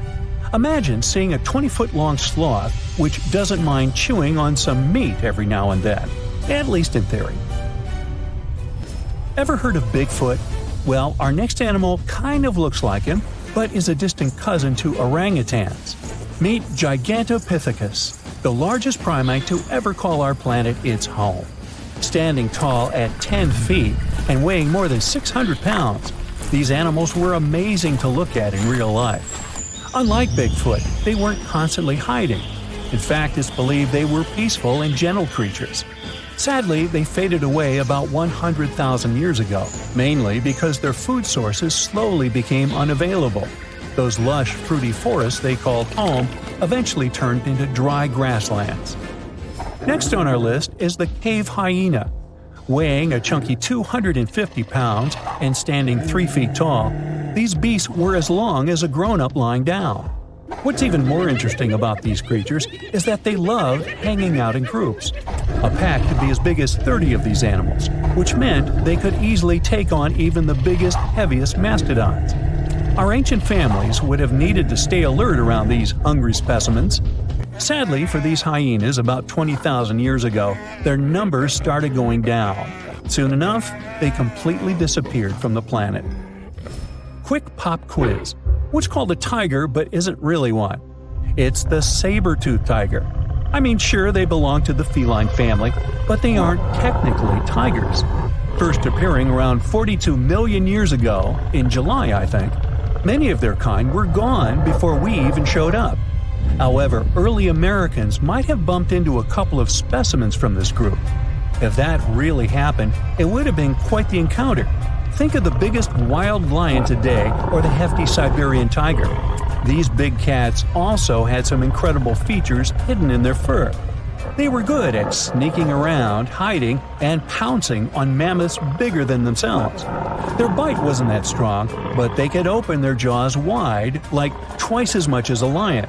And although their teeth were a bit on the weak side, they had buff forearms to pin down their dinner, giving those big fangs a purpose. Not the kind of kitty you'd want to play with. Dire wolves made their debut about 250,000 years ago. They were like the gray wolves we know today, but a lot stronger. While wolves these days stretch out to about 6 feet and tip the scales at 170 pounds max, dire wolves were about 5 feet and about 150 pounds. Found all over North and South America, they had admirable jaws, biting nearly a third harder than their modern counterparts. Also, their favorite snack was horses. But just like many other majestic beasts of the past, they faded away around 10,000 years ago. Now, names can be deceiving. Take the American lion, for example. It's not really a lion, it's more of a panther's big cousin. The other part of the name is correct, though. They did live in America about 330,000 years ago. This feline was no lap cat either. They were at the top of the wildcat pyramid, weighing a colossal 772 pounds. That's like stacking 4 grown men on a scale. Even the mighty African lion would look a tad bit shy beside these beasts. With the muscle to take down a bison, you wouldn't want to accidentally interrupt their dinner. They parted ways with this planet around 11,000 years ago, right after the last ice age. Now, down in Australia, about 50,000 years ago, I wasn't around then, there lurked a relative of the Komodo dragon, the Megalania. Experts love to have debates on how big it was. Some say it stretched out to 23 feet. Others think it was just about 11 feet long. Either way, they were basically mega-sized Komodo dragons with a dangerous bite. If you think bears are already big and fluffy now, let's introduce the short-faced bear. While this big creature stood on its hind legs, it towered at 14 feet. With long limbs, they could outrun today's bears, hitting speeds up to 40 miles per hour. These ultra bears sadly disappeared around 11,600 years ago. Now imagine a crocodile. Okay, imagine that same crocodile, only supersized, with sporty legs, doing its thing in Australia about 1.6 million years ago. Well, say hello to the quincana. These crocs were extremely large, reaching 23 feet. And no, they weren't lazy river loungers. These creatures really love spending time on land. They evolved to have strong legs for their chases and razor-sharp teeth designed for slicing, not gripping. When did we stop sharing beaches with them? About 40,000 years ago. The name elephant bird might not sound familiar, but try to picture a bird that stood tall, as high as a basketball hoop at 10 feet, and weighed as much as a small car, 1,500 pounds. Their eggs were equally huge, like 150 chicken eggs bundled up into one. Now, as amazing as these birds sound, there's a lot we still don't know about them. They're hard to study, as most extinct animals are. Still, some recent studies have given us some clues. Scientists have been examining ancient molecules from their fossilized eggshells. It's an awesome piece of evidence, since these birdie shells were thick, preserving precious DNA inside. Plus, there are tons of these eggshell fragments sprinkled all over Madagascar's beaches. Because of these findings, we now know these birds were herbivores and loved eating leaves and seeds. We also know the tiny kiwi bird is its closest living relative. Now, dodos were these amazing birds we also used to share the planet with. They're like distant cousins to Asian pigeons.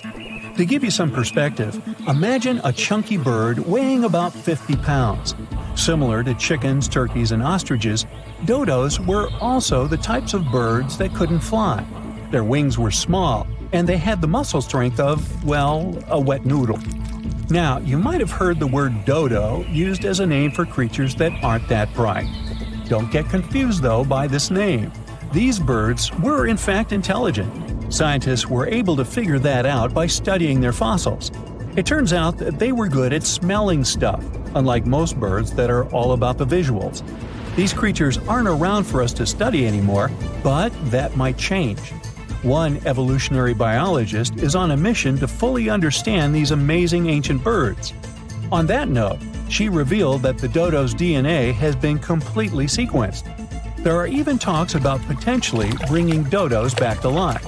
They would make a nice addition to the lovely beaches of Mauritius, the place they used to call home many, many years ago.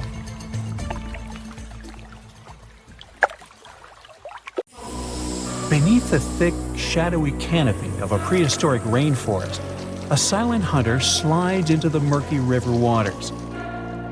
This is Titanoboa. Its size is horrifying, stretching over 40 feet long, which is about the length of a school bus, and weighing as much as a small car.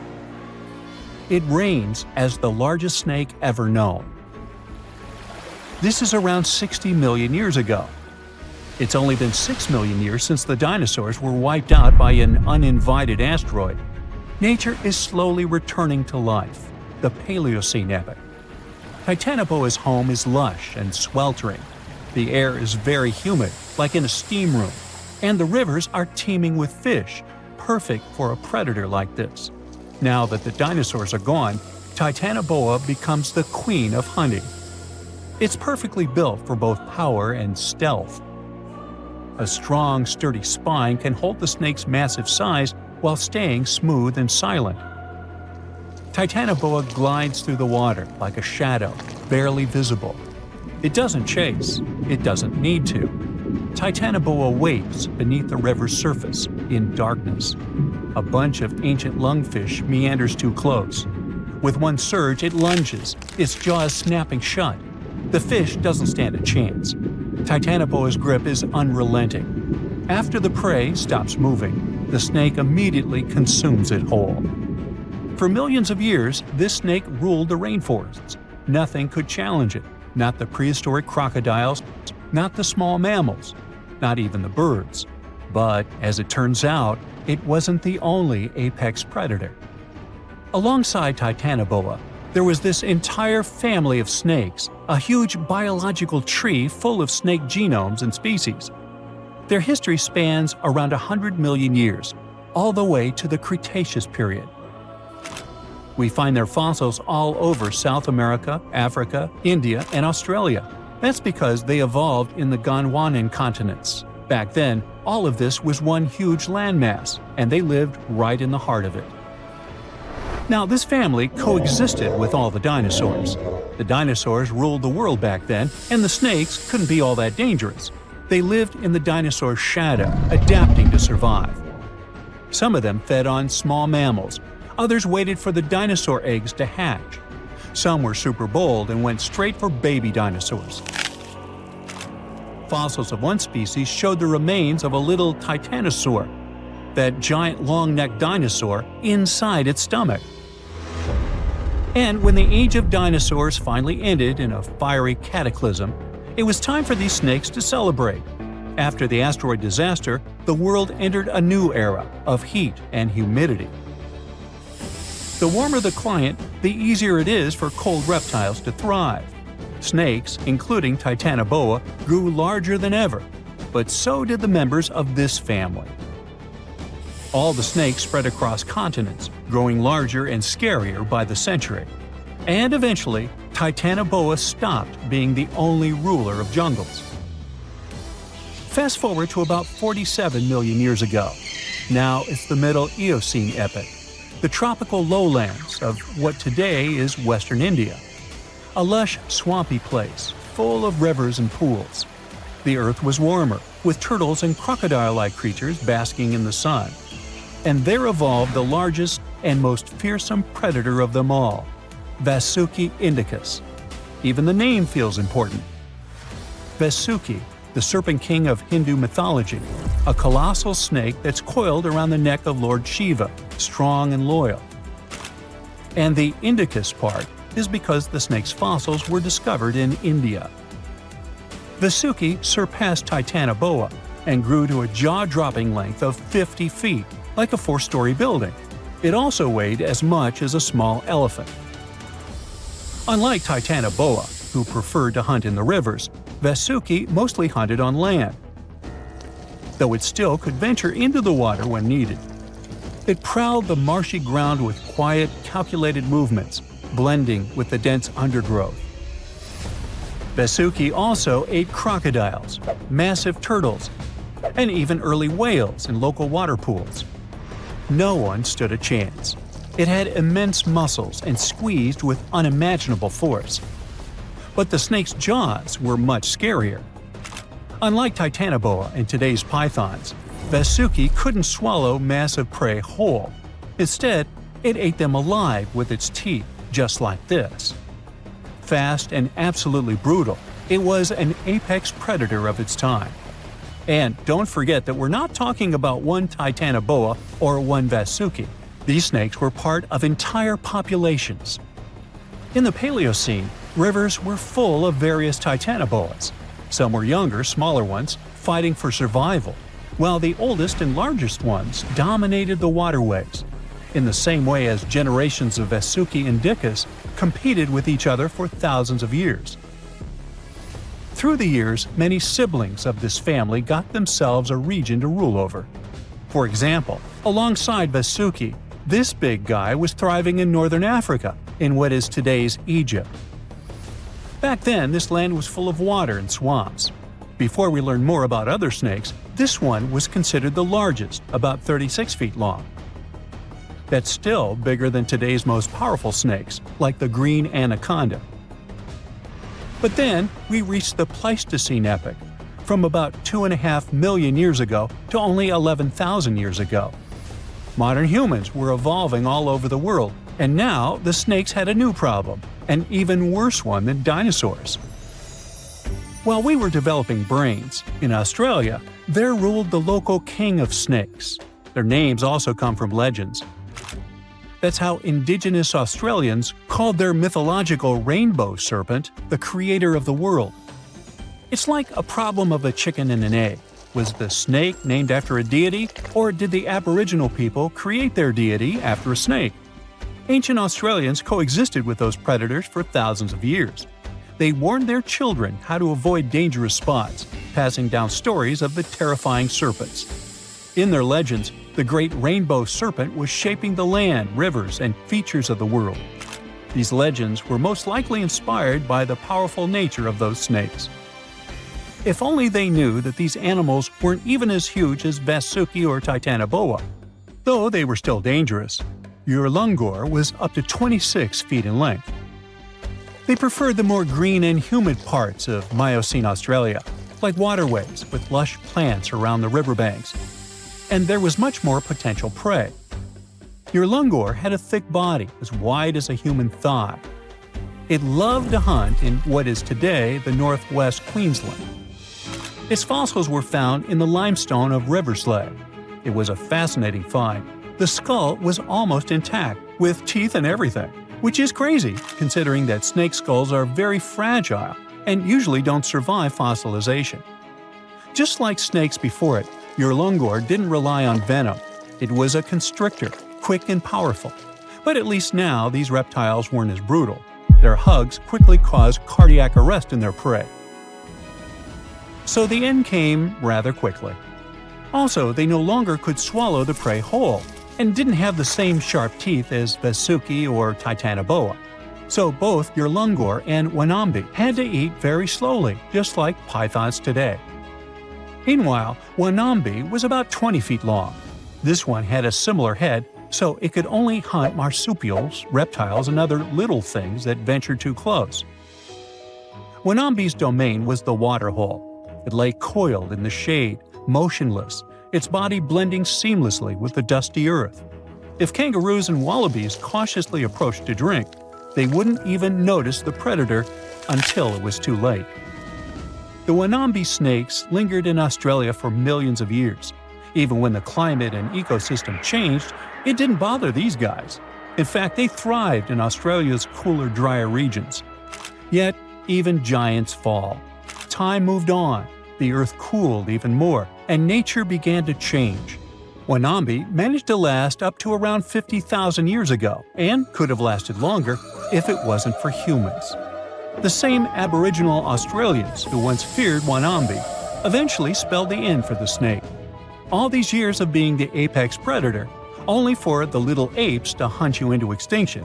But that's how evolution goes. Eventually, all the giant snakes disappeared, leaving behind only their fossils and stories like this one. 75 million years ago, North America was full of scary dinos, both walking and flying, and insects the size of birds. But the biggest predator there was something way scarier, a crocodile so massive it could swallow dinosaurs whole. This beast was roughly the length of a school bus, weighed more than 5 tons, and had teeth the size of bananas. Its name was Deinosuchus, which literally means terrible crocodile. And trust me, it lived up to that name. Scientists have found its fossils all across North America, from Mexico to Texas to New Jersey and Montana. It means this monster could live pretty much anywhere it wanted. It wasn't picky. It roamed rivers, swamps, and even coastlines. And when it was hungry, anything that moved was fair game. Fossilized dinosaur bones show massive bite marks matching its jaw pattern. So yes, it actually took down dinosaurs. What's even crazier is its bite force. Based on skull reconstructions, scientists estimate it could crush bones with more power than T-Rex. So if a T-Rex ever got close to the water, it might have ended up as lunch. But Deinosuchus wasn't just a bigger and meaner version of today's crocodiles. It was more closely related to alligators. Recent studies show that it actually belonged to an ancient branch of crocodilians that split off before the ancestors of modern alligators and crocodiles. It was like that weird cousin in your family tree who doesn't quite fit in, but somehow looks like everyone. It had traits from both groups, like salt glands that helped it survive in both freshwater and saltwater. That's rare because most crocs today can't handle salty environments for long. This feature might have been its secret superpower. Around that time, North America was divided by a massive inland sea called the Western Interior Seaway. It stretched from the Arctic Ocean down to the Gulf of Mexico. Deinosuchus could travel across it, sneaking along the coasts and striking anywhere there was food. Still, scientists argue about its favorite hangout spot. Some say it mostly lived in rivers and swamps, and the fossils found near the coast just happened to be preserved better there. Others think it really did patrol the ancient shoreline, waiting for dinosaurs that wandered too close. Either way, this reptile ruled its world, and the climate of its time helped it thrive. The late Cretaceous was a warm, humid idyll filled with wetlands, forests, and endless food sources. Giant turtles, fish the size of cars, and whole herds of herbivorous dinosaurs gave Deinosuchus an all-you-can-eat buffet. As long as the ecosystem stayed stable, it could keep getting bigger and bigger, and it did. Throughout Earth's history, huge crocodiles have evolved again and again. It's like nature's favorite blueprint for apex predator. Even today, Nile crocs and saltwater crocs are living proof that this ancient design still works perfectly. Some scientists even joke that crocodiles are basically dinosaurs that decided to chill and wait it out. They survived mass extinctions while most other big reptiles vanished. Deinosuchus wasn't so lucky and went extinct around 73 million years ago, most likely because the environment changed and its food sources dwindled. But the ocean is still full of mysteries. Maybe some gigantic croc-like beasts are still lurking out there. And while we're guessing, let's look at some other prehistoric creatures that make scientists rewrite what they thought we knew about life on Earth. First up, we have the Dragon of Death. Don't even make me pronounce its full name, Thanatosdracon amaru. Scientists found its bones in western Argentina, in formation layers called the Plautier Formation, from about 86 million years ago, the late Cretaceous. This creature wasn't just big, it was gigantic for a flying reptile. Judging by some of its bones, it has a wingspan somewhere between 23 and 30 feet. That's like a small plane wing outstretched. It's officially one of the largest pterosaurs ever discovered in South America. Its fossils are pretty well preserved, including parts that are usually squishy and fragile in flying reptiles like vertebrae and limb bones. This gives scientists clues not just about how it moved, but about what ecosystems were like back then. Looks like it enjoyed marshy floodplains, big open skies, and plenty of prey below. Our dragon likely used its size to its advantage, either going after small dinosaurs or scavenging. The fact that this massive creature managed to evolve wings capable of flight is just crazy. Next, we've got a creature that looks like a mix of a dino and a skunk to me, Stegosaurus elengasen. Scientists found fossils of this cool guy in southern Chile among rocks deposited about 75 million years ago. The thing that hits you first, let's hope, not literally, is its tail. Instead of the usual spikes or clubs you get in other armored dinos like ankylosaurs, Stegosaurus had a flat blade-like tail made from fused bones. It looked almost like a weird paddle or frond. Scientists compare it to Aztec ammunition because of that blade structure across the tail's rear half. It wasn't huge, only about 6.5 feet long, but what it lacked in size it made up for in weirdness and cleverness. Its body had armor plates, protective skin scutes, and a skull structure showing features of different dinos. So it was kind of a hybrid in style, which got paleontologists rewriting some of the family trees of armored dinosaurs. Also, the fossil is unusually complete, about 80%, which is rare because armor bones are often damaged or missing. This is super useful for science because it shows us how armor evolved, especially in southern continents. And you definitely need to meet our next hero, a truly bizarre marine reptile that once patrolled the waters of what's now Wyoming, Serpentisuchops fisteri. This creature was part crocodile, part sea monster, and 100% nightmare fuel. Scientists first found its fossils over 25 years ago, but they only recently managed to piece together enough of its remains to truly understand it. It had a super long neck, which was normal for plesiosaurs, and a croc-like skull and body. Most fossil books would tell you these traits shouldn't exist in the same animal. so this guy was a stunning exception. Paleontologists have found its lower jaw, a large portion of its skull, neck vertebrae, tail, and ribs. So they were able to reconstruct not just what it looked like, but how it likely moved, swam, and hunted. About 35% of its body is preserved, which is not so often for marine reptiles, and it lets scientists learn a lot about its lifestyle. With its long neck and the power of a crocodile, plus a super combo of speed, reach, and bite, this guy was most likely a top predator of its time. Last but not least, we have this cool dino, Duonicus tsoktbatari, that lived in Mongolia's Gobi Desert around 90 to 95 million years ago during the Cretaceous period. It wasn't a meat-eater like T-Rex, but more of a plant muncher. It grew to about 10 feet long, roughly the size of a tall adult human lying down, and weighed around 575 pounds. Pretty hefty for a leaf-eater. The craziest thing about this heavy guy was its hands. It only had 2 fingers on each hand, and each finger carried a giant curved claw about a foot long, covered in keratin, the same stuff your nails are made of. That keratin actually added over 40% to the claw's length, which is super rare to see preserved in fossils. Because of that, scientists can actually study the full shape and structure of the claw, not just the bone. Its hands weren't just for show, though. We can see fused wrist bones and stiff joints in the fossil, which means it could grab and pull down branches to eat leaves. So, having fewer fingers could actually be a bonus if your goal is to reach and rip down vegetation. It's a really cool example of how dinosaurs adapted in weird and specific ways to survive.